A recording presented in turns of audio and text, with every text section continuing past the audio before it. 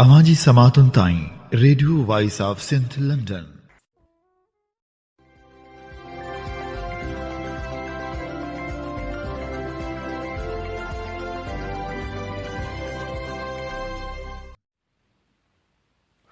आम्ही ॿुधी रहिया आहियो radio voice of Sindh London.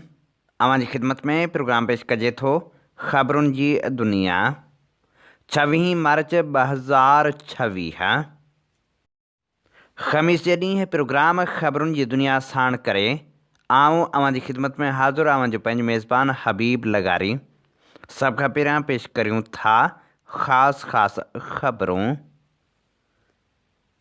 जनीवा में वर्ल्ड सिंधी कांग्रेस जो सिंधियुनि ऐं बलोचनि जे जबरी गुमशुदगियुनि ऐं इंसानी हक़नि जी लताड़ ख़िलाफ़ एहतिजाज।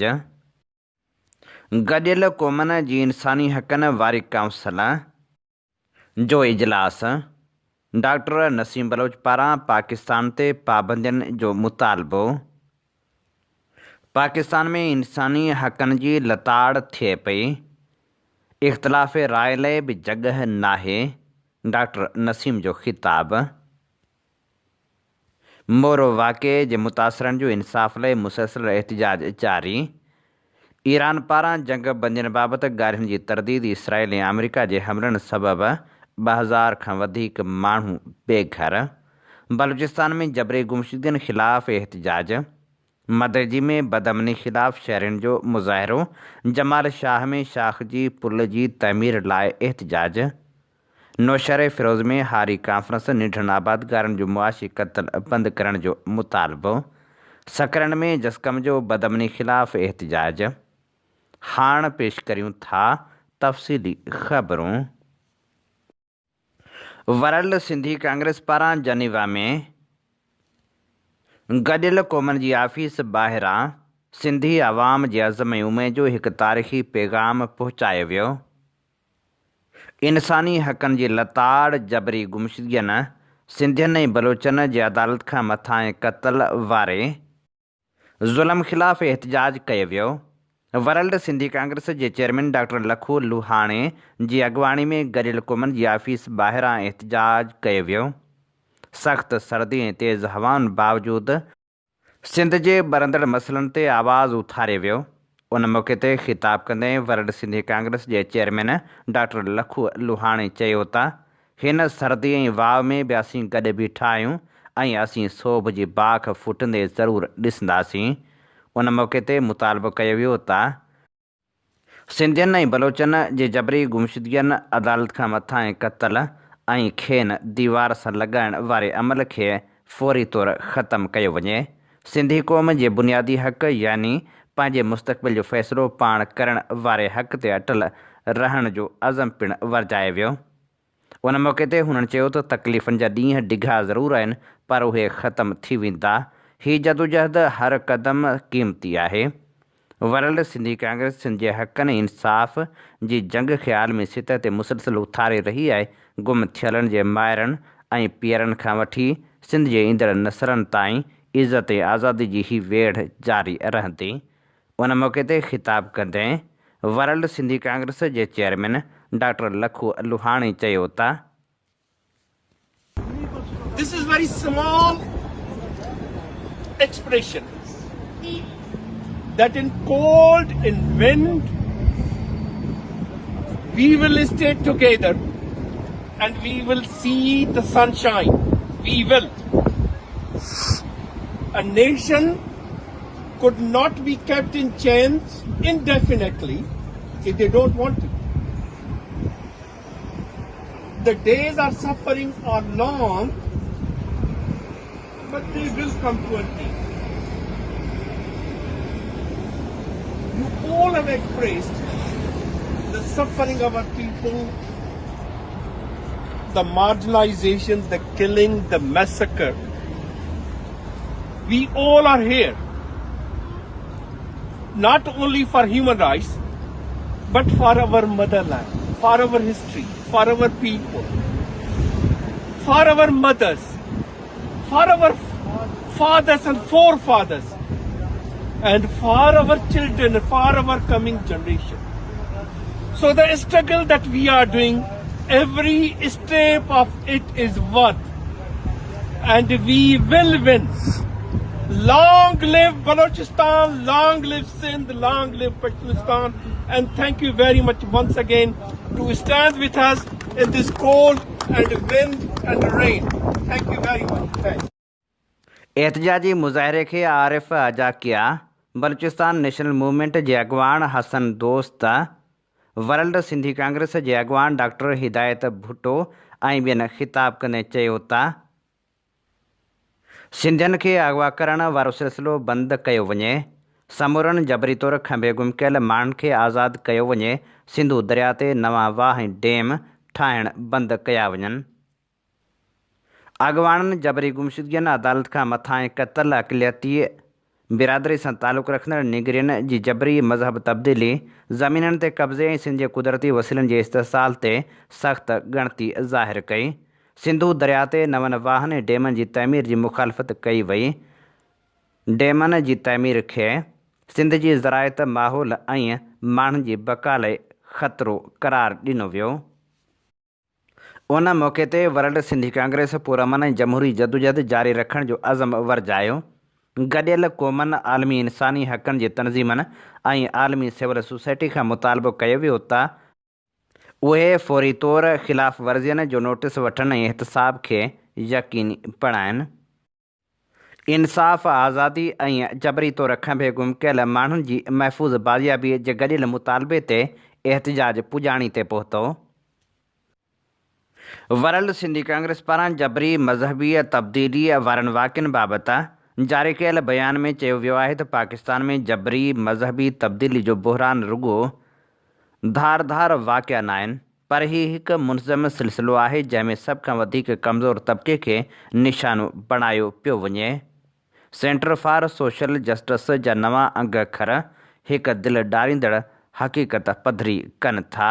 सिर्फ़ 5 सालनि अंदरि अगवा ऐं जबरी मज़हबी तब्दीली जा 515 वाक़िआ रिपोर्ट थिया आहिनि, जिन में 69% सिंधी हिंदू छोकिरियूं निशानो बणियूं, जिन जा वाक़िआ 353 रिकॉर्ड कया विया, जॾहिं ते 31% ईसाई छोकिरियुनि खे निशानो बणायो वियो, जिन जा 160 वाक़िआ रिपोर्ट थिया।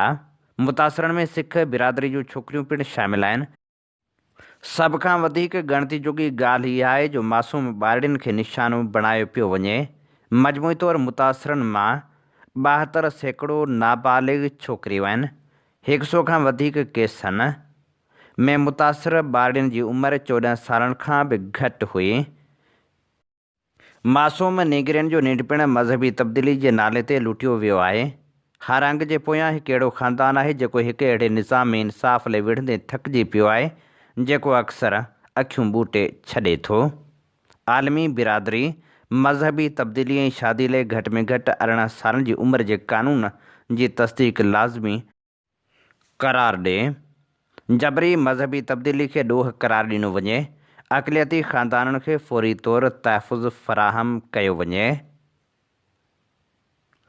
जनीवा में गॾियल क़ौमनि जे इंसानी हक़नि वारी काउंसिल जे 61हें इजलास जे मौक़े ते पाकिस्तान में इंसानी हक़नि जी सूरतहाल बाबति हिकु अहम साइड इवेंट मुनक़िद कयो वियो, जंहिंमें आलमी सतह ते पाकिस्तान जे स्टेटस ऐं इंसानी हक़नि सां लाॻापियल पाबंदियुनि जो जाइज़ो वरितो वियो। हीअ तक़रीब इंसानी हक़नि जी मशरूतियत, मुआहिदे वारियूं ज़िम्मेवारियूं ऐं एहतसाब जे उनवान हेठि मुनक़िद थी, जंहिंमें मुख़्तलिफ़ बैन अल-अक़वामी शख़्सियतनि, सियासतदाननि ऐं इंसानी हक़नि जे माहिरनि शिरकत कई। तक़रीब खे ख़िताब कंदे यूरोपी पार्लियामेंट जे रुकन बारबरा बोंटी, बलोच नेशनल मूवमेंट जे चेयरमैन डॉक्टर नसीम बलोच, बरतानवी जाइ पाकिस्तानी सियासी अॻवान ज़ुल्फ़ी बुख़ारी ऐं ॿियनि मुक़ररनि पाकिस्तान में इंसानी हक़नि जी सूरतहाल, जबरी गुमशुदगियुनि ऐं बैन अल-अक़वामी मुआहिदनि ते अमल दरामद बाबति पंहिंजा ख़्याल पेश कया।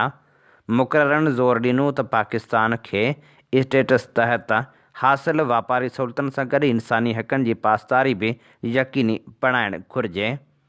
इन सिलसिले में आलमी ज़िम्मेवारियुनि खे संजीदगी सां नाफ़िज़ करणु ज़रूरी आहे। तक़रीब दौरान क़ानूनी तजज़ियनि ऐं मुतासिर माण्हुनि जी शाहिदी ज़रिए उजागर कयो वियो त पाकिस्तान जे आलमी वाइदनि ऐं ज़मीनी हक़ीक़तनि में वाज़िह फ़र्क़ु मौजूदु आहे। जंहिं ते आलमी सतह ते वधीक ध्यानु ॾियण जी ज़रूरत आहे। यादि रहे त स्टेटस यूरोपीय यूनियन तरफ़ां तरक़ी पज़ीर मुल्कनि खे ॾिनल वापारी प्रोग्राम आहे जेको इंसानी हक़नि ऐं आलमी मुआदनि जे पाबंदियुनि सां मशरूत हूंदो आहे। इजलास खे ख़िताब कंदे BNM जे चेयरमैन डॉक्टर नसीम बलोच चयो त बलूचिस्तान में थींदड़ मुबैना ज़ुल्मनि सबबि यूरोपीय यूनियन खे GSP+ ते नज़रसानी करणु घुरिजे, छाकाणि त बलूचिस्तान जे केतिरनि ख़ानदान लाइ इंसानी हक़ रुॻो नज़रियाती बहस न पर इहो सुवालु आहे त संदन पुटु ज़िंदा आहे या न।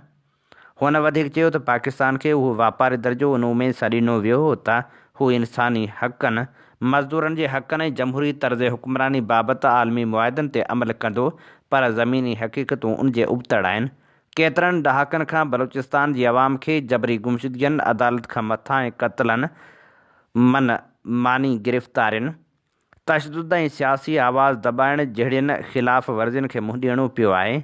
डॉक्टर नसीम बलोच मूजिबि हज़ारे बलूच सियासी कारकुन, शागिर्द, साफ़ी ऐं आम शहरी जबरी तौरु खंभे गुम कया विया आहिनि, जिन मां केतिरनि जा लाश बाद में मिलिया, जंहिंखे आम तौर ते अदालत खां मथां क़त्ल करे मारियो ऐं उछलायो पॉलिसी चयो वञे थो। हुन ॿुधायो त साल 2025 दौरान 1355 जबरी गुमशुदगियुनि ऐं 229 अदालत खां मथां क़त्ल वारा वाक़िया दस्तावेज़ी तौरु रिकॉर्ड ते मौजूदु आहिनि, जॾहिं त हलंदड़ साल 20 मार्च ताईं 228 जबरी गुमशुदगियूं रिकॉर्ड कयूं वियूं। 81 क़त्ल वारा वाक़िया पिणु रिपोर्ट थिया आहिनि, जिन में औरतूं बि शामिल आहिनि। हुन चयो त केतिरा ई ख़ानदान पंहिंजे प्यारनि जूं तस्वीरूं खणी पुरमन एहतजाज करे रहिया आहिनि। केतिरनि माण्हुनि 100 किलोमीटर पंधु करे इस्लामाबाद ताईं मार्च कयो, पर संदन आवाज़ घणो करे नज़रअंदाज थी रहियो आहे। हुन चयो त इहे सभु कार्रवायूं बैन अक़वामी इंसानी हक़नि जे कानून जी खुलियल भंजकड़ी आहिनि। डॉक्टर नसीम बलोच वधीक चयो त पाकिस्तान में सियासी इख़्तिलाफ़ लाइ जॻह घटिजी रही आहे ऐं इमरान ख़ान जी गिरफ़्तारी बि कानून जी हुक्मरानी बाबति सवाल उथारिया आहिनि। बलोचनि सां थींदड़ नाइंसाफ़ियूं हाणे मुल्क जे ॿियनि हिसनि में बि महसूस थी रहियूं आहिनि। हुन मुतालबो कयो त यूरोपीय यूनियन पाकिस्तान जे इंसानी हक़नि बाबति ज़िम्मेवारियुनि ते संजीदा ऐं शफ़ाफ़ नज़रसानी करे। उन अमल में आज़ाद इंसानी हक़नि जे तनसीमनि, सिविल सोसाइटी, मुतासिर ख़ानदाननि खे शामिल कयो वञे। बलूचिस्तान में जबरी गुमशुदगियुनि ख़िलाफ़ voice for Baloch missing persons पारां एहतजाज जारी आहे।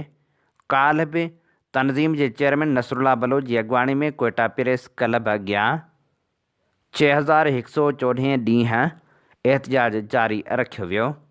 मुख़्तलिफ़ मकतब फ़िक्र सां तालुक़ रखंदड़ माण्हुनि एहतजाजी कैंप ते पहुची एहतजाज रिकॉर्ड करायो ऐं जबरी तौरु खंभे गुम कयल माण्हुनि जे वारसनि सां यकजहती जो इज़हार कयो।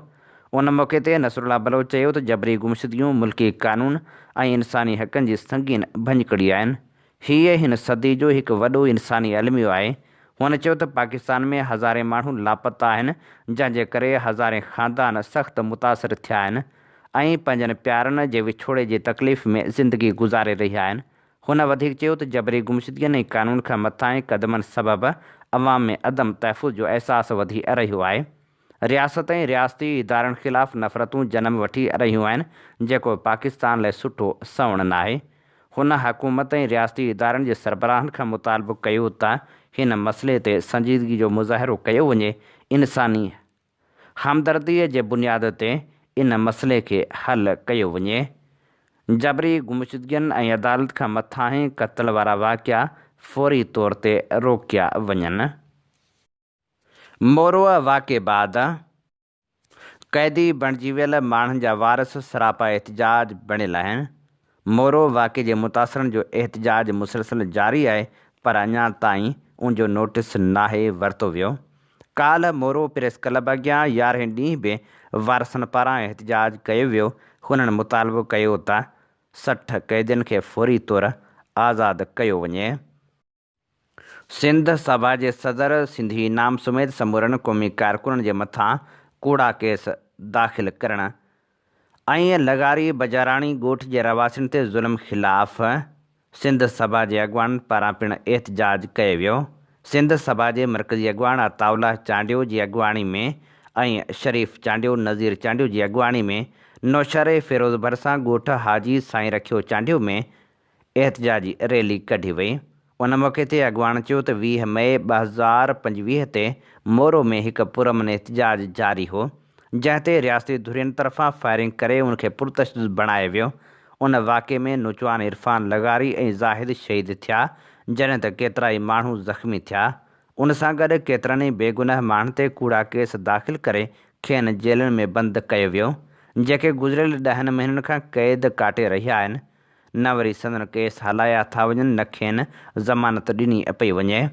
एहतजाज कंदड़नि मुतालबो कयो त क़ानून जी लताड़ बंदि कई वञे, बेगुनाह कैदियुनि खे फ़ौरन आज़ादु कयो वञे, शहीदनि जे क़ातिलनि खे गिरफ़्तार करे इंसाफ़ जे कटहरे में आंदो वञे, सिंध सभा जे सदर, सिंधी इनाम ऐं ॿियनि क़ौमी कारकुननि खे फ़ौरी तौरु आज़ादु कयो वञे।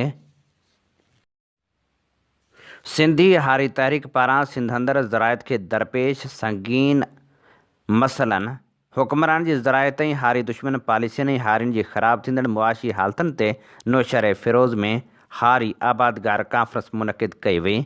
कॉन्फ्रेंस में हारियुनि आबादगारनि ऐं समाजी अॻुवाननि वॾे अंग में शिरकत कई।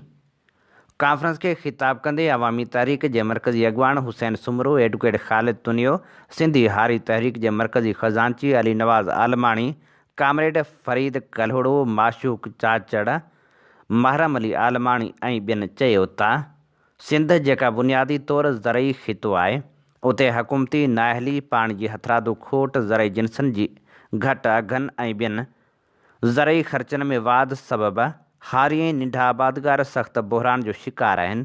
हुननि चयो त ज़रई मशीनरी, भाण, दवाउनि, डीज़ल ऐं पेट्रोल जे वधंदड़ अघनि ज़राइत खे मुकमल तौरु ग़ैर मुनाफ़े बख़्श बणाए छॾियो आहे, जंहिं करे हारी मुआशी तौरु तबाही जे किनारे ते पहुची विया आहिनि। कॉन्फ्रेंस में ॻाल्हाईंदे अॻुवान चयो त सिंध में जागीरदारी निज़ाम ऐं बोहतारकी सियासत हारियुनि जे इस्तेसाल जो बुनियादी सबबु आहे, जिते हारी वटि न ज़मीन जी मालिकी आहे, न रिहाइश, न सिहत ऐं न तालीम जूं सहूलियतूं। हुननि चयो त जागीरदारनि, पीरनि ऐं सरदारनि खे हुकूमती सरपरस्ती हासिलु आहे, जंहिं करे हारियुनि ते ज़ुल्म, बेगार ऐं बेदख़लियूं आम थी वियूं आहिनि। कॉन्फ्रेंस सिंध हुकूमत पारां हारी कार्ड जे ऐलान खे रद्द कंदे चयो त हारी कार्ड असल में ज़मींदारनि खे फ़ाइदो ॾियण लाइ तयारु कयो वियो आहे, छाकाणि त उन लाइ ज़मीन जी मालिकीअ वारो शर्त रखण सां असल हारी उन मां महरूम थी विया आहिनि। पीपल्स पार्टीअ जी सिंध सरकार तरफ़ां सिंध हाईकोर्ट जे हारियुनि जे हक़ में ॾिनल फ़ैसिले ख़िलाफ़ सुप्रीम कोर्ट में अपील दाख़िल करण जी सख़्तु मज़म्मत कंदे मुतालबो कयो वियो त उहा अपील फ़ौरी तौरु वापसि वरिती वञे ऐं हारियुनि जे हक़नि जो तहफ़ुज़ यकीनी बणायो वञे।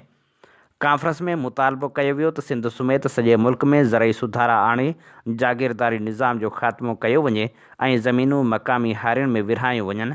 सिंध जे ज़मीननि तां धारियुनि जा कब्ज़ा ख़तमु करे ज़मीनूं मक़ामी हारियुनि हवाले कयूं वञनि।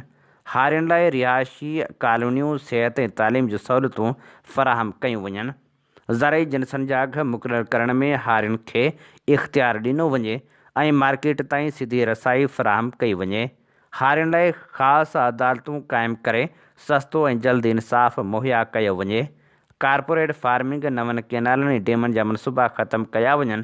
पाणी जी मुनसिफ़ाणी विर्ज खे यकीनी बणायो वञे। ज़रई ख़र्चनि में इज़ाफ़ो रोके हारियुनि खे रिलीफ ॾिनो वञे। हारियुनि जी बेदख़ली, कूड़नि केसनि ऐं ॿियनि ज़ुल्मनि जो ख़ात्मो कयो वञे। हारियुनि जे फ़सलनि जो शफ़ाफ़ हिसाब करे खेनि बचत फ़ौरी तौरु ॾिनी वञे ऐं फ़सलनि जी इंश्योरेंस जो बंदोबस्तु कयो वञे। कॉन्फ्रेंस सिंध जे हारियुनि, आबादगारनि ऐं पौरितनि खे सॾु ॾिनो त हूअ पंहिंजे हक़नि जी हासिलात, ज़राइत जे बचाव ऐं सिंध जे वसीलनि जे तहफ़ुज़ लाइ गॾु थी पुरअमन जमहूरी जदोजहद खे तेज़ कनि। क़ौमी अवामी तहरीक जे सरबराह अयाज़ लतीफ़ पली जे MKM जे अॻुवान ख़ालिद मक़बूल सिद्दीकी पारां 28वीं आइनी तरमीम खे आणण वारे मुतालबे खे रद्द कंदे चयो आहे त सिंध हज़ारे सालनि खां हिकु आहे। हिकिड़ो वतन, हिकिड़ी वहदत आहे, हिकिड़ी तारीख़ी हैसियत आहे। ग़ैर आइनी तरमीम ज़रिए सिंध जी वहदत ते हमिलो बर्दाश्त न कंदासीं। ग़ैर आइनी तरमीम ज़रिए सिंध खे विरहाइण जी ॻाल्हि पाकिस्तान खे टोड़ण जी साज़िश आहे। आलमी साम्राजी ताक़तूं पाकिस्तान खे टोड़े नओं इसराइल बणाइणु चाहिनि थियूं। जेको बि नए सूबे जी ॻाल्हि करे थो, उहो उन साज़िश जो हिसो आहे। अयाज़ लतीफ़ पलीजे चयो त करप्ट हुकूमत ॿियनि मुल्कनि में हलंदड़ जंग खे बि नाजाइज़ कमाई जो ज़रियो बणाए छॾियो आहे। पेट्रोलियम में इज़ाफ़ो नाजाइज़ ऐं अवाम जो मुआशी क़त्ल आहे। हुकूमत अवाम ते महांगाई जा बम किराइण बदिरां करप्शन ऐं बेड गवर्नेंस खे ख़तमु करे। अयाज़ लतीफ़ पलीजे चयो त अवाम पेट्रोल पंपनि ते रश करे 2 ॾींहनि लाइ पेट्रोल ख़रीद करण बदिरां नाजाइज़ महांगाई ख़िलाफ़ पुरमन एहतजाज करे। सभ खां वॾी ताक़त अवाम आहे। अवाम चाहे त मुआशी फुलूट बंदि थी सघे थी। अयाज़ लतीफ़ पलीजे चयो त हुकूमत सस्ते अघ ते पेट्रोल ख़रीद कयो। ईरान अमेरिका ऐं इसराइल जंग दौरान हुकूमत दावा कई त तेल जो ज़ख़ीरो मौजूदु आहे। उन बावजूदि पुराणे अघ ते वरितल पेट्रोलियम मसनूआत जी राति पेट में 55 रुपयनि खां वधीक नाजाइज़ क़ीमत वधाए अवाम जे खीसे ते अरबें रुपयनि जो धाड़ो हंयो वियो। अयाज़ लतीफ़ पलीजे चयो त हुक्मरान अवाम खे पहिरें ॾींहं खां को रिलीफ न ॾेई सघिया आहिनि। इलेक्शन खां अॻु में अवाम ऐं महांगाई ख़िलाफ़ ट्रैक्टरनि सैकलनि गॾह गाॾियुनि ते सवार थी वॾा इज्तमा कंदड़ हुक्मरान हाणे ऐवाननि में वेही अवाम खे विसारे वेठा आहिनि। रोज़ानो तेल ऐं ॿियूं शयूं महांगियूं करे वापारियुनि पोहरेतनि ऐं आम माण्हुनि खे फुरे लुटे रहिया आहिनि। अयाज़ लतीफ़ पलीजे चयो त हुकूमत जूं मुआशी पॉलिसियूं अवाम दुश्मन आहिनि, जंहिं करे महांगाई ते को कंट्रोल न आहे। सरमाएदार ऐं हुक्मरान तबिके लाइ सभु मराइतूं ऐं सहूलियतूं आहिनि। नौकिरी पेशा निंढो कारोबार कंदड़ वापारी हारी आबादगार ऐं आम माण्हू लाइ ज़िंदगी जहनम बणाई वई आहे। उन लाइ मुआशी इस्तेहकाम ऐं ख़ुशहाली बदिरां वॾा टैक्स महांगियूं शयूं फुलूट जी बाज़ार गरम आहे। अयाज़ लतीफ़ पलीजे चयो त पेट्रोलियम शयुनि खे महांगो करण सां आम माण्हू जी ज़िंदगी ते वॾो भार पवे थो। सफ़र खां वठी हर शइ महांगी थी वञे थी, जंहिं करे हुकूमत नाजाइज़ वधायल अघ फौरी तौर ते वापसि वठण सां गॾु अघनि में इज़ाफ़े वारी पॉलिसी खे वापसि वठे। तमामु घणी महांगाई अवाम जो अॻु में ई जीअण जंजाल करे छॾियो आहे। रिपब्लिकन पार्टी खे बदतरीन शिकस्त। फ्लोरिडा में ट्रंप जे घर वारे हल्के जी सीट ट्रंप जो उम्मीदवार हाराए वियो। फ्लोरिडा स्टेट असेंबली सीट गुज़िरियल भेरे रिपब्लिकन पार्टी 20 पॉइंटनि जे फ़र्क़ सां खटी हुई। सा सीट बावजूदि ट्रंप जी अपील जे त संदन उम्मीदवार खे चूंडायो, सा सीट डेमोक्रेटिस उम्मीदवार खटे वरिती। फ्लोरिडा रियासत में रिपब्लिकन पार्टी जी उहा ॿी वॾी हार आहे जो उन खां अॻु हूअ मियामी शहर जे मेयर जी चूंड गुज़िरियल 30 सालनि में पहिरियों भेरो हारजी विया। हीअ ताज़ी फतह उन ट्रेंड खे पको करे रही आहे जंहिं तहत ईंदड़ नवंबर में थींदड़ कांग्रेस हीअ चूंडनि में रिपब्लिकन पार्टी काफ़ी सीटूं हारे सघे थी। जे ईअं थियो त ट्रंप जी सदारत जे ईंदड़ 2 साल नाकारा गुज़रंदा, छाकाणि जो हू कांग्रेस मां मनपसंद बजट तोड़े कानून पास न कराए सघंदो। ट्रंप अॻी रिपब्लिकन पार्टी खे चई चुको आहे त जे ईवान नुमाइंदगा नवंबर में हारजी विया त डेमोक्रेट्स खेसि इम्पीच कंदा। ईरान जे परॾेही वज़ीर अब्बास इराक़ची अमेरिका जे मुबैना 15 नुकाती मनसूबे खे मुकमल तौर ते रद्द करे छॾियो आहे। जॾहिं त अब्बास इराक़ची इहो पिणु चयो आहे त अमरीकी पैगाम मौसूल थिया आहिनि। फ़िलहाल ॻाल्हियुनि जो को बि इरादो नाहे। हुन चयो त इहे पैगाम दोस्त मुल्कनि वसीले पहुचाया विया आहिनि ऐं ईरान पंहिंजी पोज़ीशन वाज़िह कई आहे त ॻाल्हियूं न थींदियूं, इन नोयत जी का बि ॻाल्हि न थींदी। फ़िलहाल ॻाल्हियुनि जो को बि इरादो नाहे। ईरान पंहिंजो दिफ़ा जारी रखंदो। हुन वधीक चयो त हीअ इसराइल जी जंग आहे ऐं उन जी क़ीमत ख़िते जी अवाम ऐं अमेरिका जी अवाम खे अदा करणी पवे पई। ॿिए पासे तहरान जे मेयर अली रज़ा ज़ाकानी चयो आहे त अमेरिका ऐं इसराइल तरफ़ां शहर ते बमबारी खां पोइ 2000 ख़ानदान बेघर थी विया आहिनि। हमलनि में आम शहरनि खे निशानो बणायो वियो। औरतनि, ॿारनि ऐं बुज़ुर्गनि जा घर तबाह कया विया। ॿिए पासे वाइट हाउस जी प्रेस सेक्रेटरी कैरोलिन चयो आहे त अमेरिका ईरान जी अस्करी सलाहियत तबाह करे रहियो आहे। प्रेस ब्रीफिंग ॾींदे हुन वधीक चयो त ईरान जी हमले करण ऐं दिफ़ाई सलाहियतुनि खे तबाह करण जो सिलसिलो जारी आहे। ऑपरेशन इपेक फ्यूरी हिकु शानदार फ़ौजी कामयाबी साबित थियो आहे। हुन दावा कई त अमेरिका हींअर ताईं 9000 खां वधीक हदफ़नि खे निशानो बणाए चुको आहे। ईरान जे पासदारनि इनक़लाब जे हिकु कमांडर चयो आहे त इसराइली शहरनि देमोना ऐं हीफ़ा खे डोनाल्ड ट्रंप जे धमकियुनि जे करे निशानो बणायो वियो। असां हुननि ते हमला करे ट्रंप खे वाज़िह पैगाम ॾिनो आहे। हुन वधीक चयो त इहा ॻाल्हि यादि रखी वञे त ईरान ख़िलाफ़ हर धमकी ऐं अल्टीमेटम जंगी कार्रवाई जो हिसो आहे।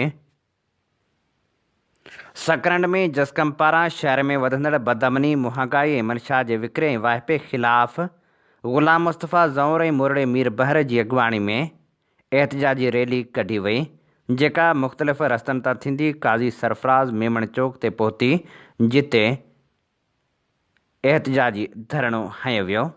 उन मौक़े ते अॻुवाणनि ख़िताब कंदे चयो त सकरंड शहर हिन वक़्तु बदअमनी ऐं मनशा जे वर चढ़ियल आहे।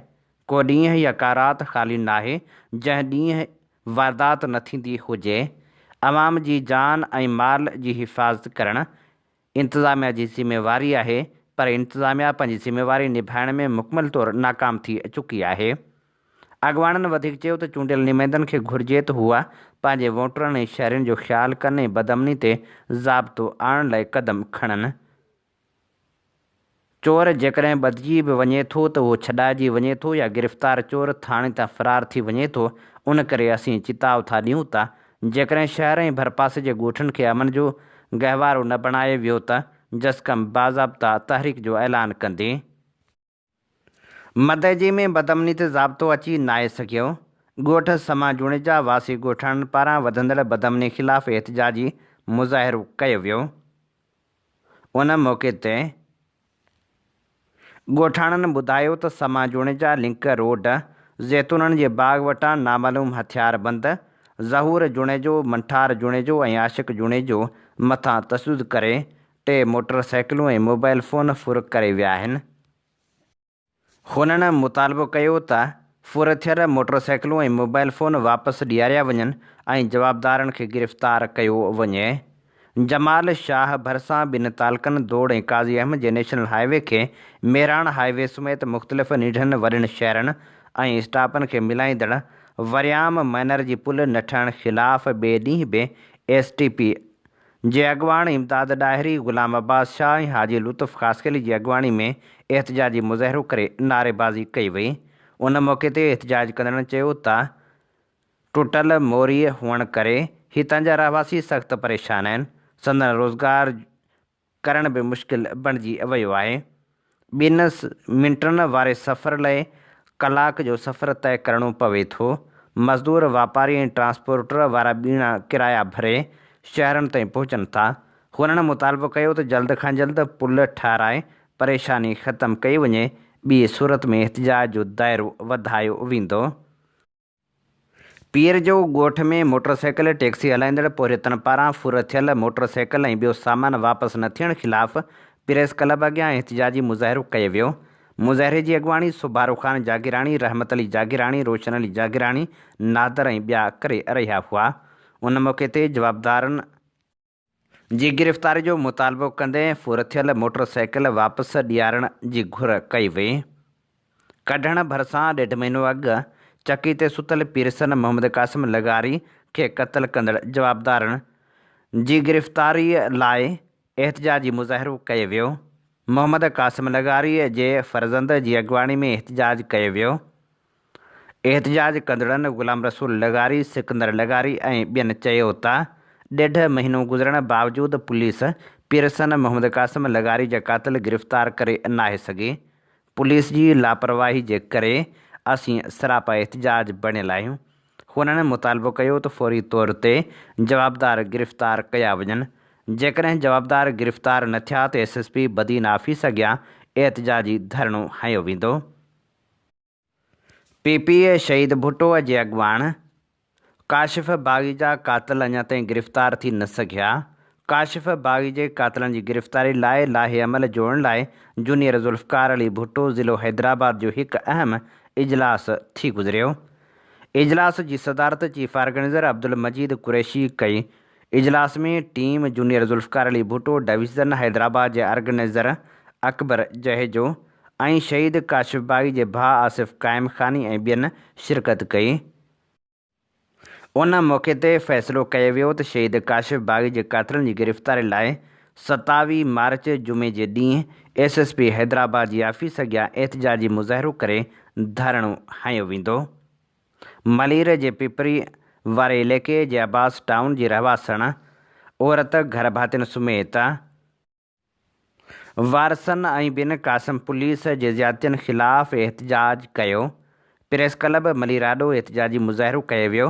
उन मौक़े ते हाजरा भट्टी सहाफ़ियुनि सां ॻाल्हाईंदे चयो त बिन क़ासिम पुलिस मुंहिंजे वालिद जे ॾोकड़नि नेवज़ विंगार वहंदे कूड़ो केस दाख़िल करे बेगुनाह मुंहिंजे मुड़ुस खे गिरफ़्तार करण सां गॾु घर में दाख़िल थी असांखे सख़्तु तशदुद जो निशानो बणायो।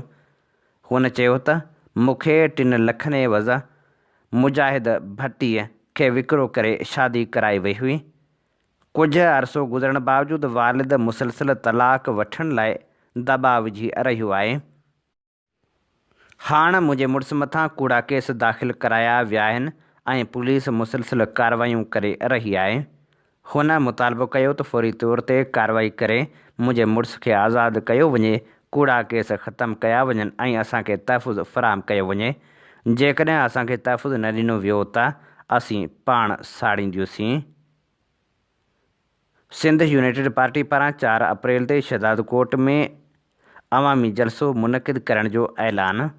SUP ज़िले शहदादकोट जो इजलास मरकज़ी सेक्रेटरी जनरल मुनीर अहमद नाइस जी सदारत हेठि थी गुज़रियो, जंहिंमें फ़ैसिलो कयो वियो त SUP जो मरकज़ी सदर सैयद ज़ैन शाह 4 अप्रैल ते शहदादकोट में सिंध मार्च जे नाले सां अवामी जलसो कंदो, जंहिंजे जाइज़े लाइ अहम इजलास थी गुज़रियो। इजलास खे ख़िताब कंदे मुनीर नाइस चयो त सिंध ॾुखी सूरत हाल मां गुज़री रही आहे। सिंध जे वसीलनि ते धारियुनि जो कब्ज़ो आहे। सिंध वॾेरा शाही सबबि ॾुखिया ॾींहं ॾिसी रही आहे। सिंधी क़ौम खे सुजाॻ करण लाइ SUP हर वक़्तु सिंधी क़ौम लाइ जागरता मुहिम हलाए पई। हिन वक़्त बि जलालपुर कैनाल जो कमु हले पियो, जेको ग़ैर क़ानूनी आहे।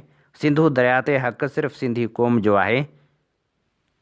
हुननि सिंधी क़ौम खे अपील कई त हिन जदोजहद में असांजो साथ ॾियो। हीअ असीं अव्हांजी ख़िदमत में पेश करे रहिया हुआसीं ख़बरूं। इन्ही ते ई प्रोग्राम ख़बरुनि जी दुनिया जो वक़्तु पुॼाणी ते पहुचे थो। पंहिंजे मेज़बान हबीब लगारी खे ॾींदा इजाज़त। जॾहिं पेर तेॾहिं ख़ैरु। अवांजी समातुनि ताईं radio voice of Sindh London.